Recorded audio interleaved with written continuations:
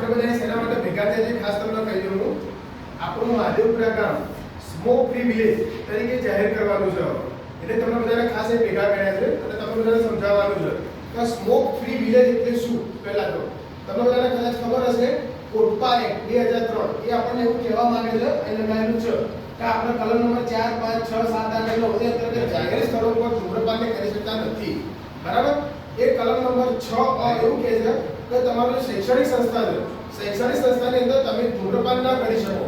પણ અહીંયા પર તમે શૈક્ષણિક સંસ્થાની અંદર ધૂમ્રપાન ના કરી શકો. જો ધૂમ્રપાન કરતા ઝડપાવ છો તો શિક્ષક દ્વારા જે તમને દંડ આપવામાં આવે છે એ દંડ તમારે ભરવો પડે.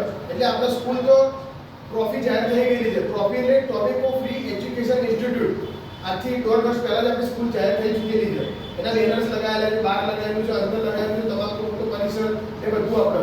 બરાબર. હવે આપણે મહાદેવપુરા કામ કરો ને એના આપણે જાહેર કરવાનું છે smoke free village. Smoke free village અંતર્ગત શું? તો પહેલી વાત આપણા ગામની અંદર જાહેર સ્થળો ઉપર કોઈ પણ જાતનું ધૂમ્રપાન કે મસાલાનું સેવન કરવાનું નથી. બરાબર. તમારા બધાને ગામો સમજાવવા પડશે આ રીતે કે આ રીતે કોઈએ પણ છે ને હવે છે ને ગામની અંદર જો આ ધૂમ્રપાન કે કરશો તો દંડનીય ગુનો લાગુ પડે છે. એના અંદર કમિટી બનાવી છે આપણે.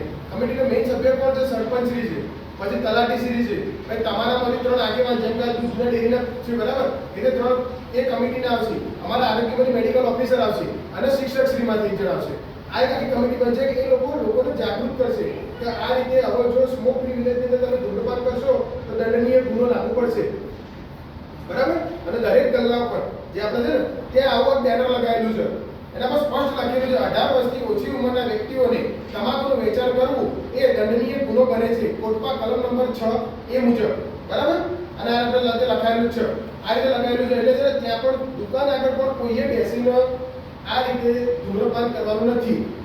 બરાબર. જો કોઈ આવું કે વિચાર કરે છે કે કોઈ પણ કરે છે તમે લોકો કોઈ ગામના જાગૃત નાગરિક તરીકે એનો વિરોધ કરી શકો છો. બરાબર. અને ગુનો પણ લાગુ પડે છે. એટલે તમને બધાને ખાસ વિનંતી એ છે કે તમે ગામમાં જેવા સ્મોક ફ્રી બનાવવા માટે જે અમે લોકો પ્રયત્ન કરી રહ્યા છીએ એમાં તમારે સહભાગી બનવું પડશે. તો આપણે ગામના સ્મોક ફ્રી વિલેજ જાહેર કરી દીધું. બરાબર. પણ એના પછીની જે કાર્યવાહી થાય કે થવું ના જુઓ એના માટે તમારા બધાએ સિંહ ફાળો આપવો પડશે. તો તમે લોકો આપશો ને?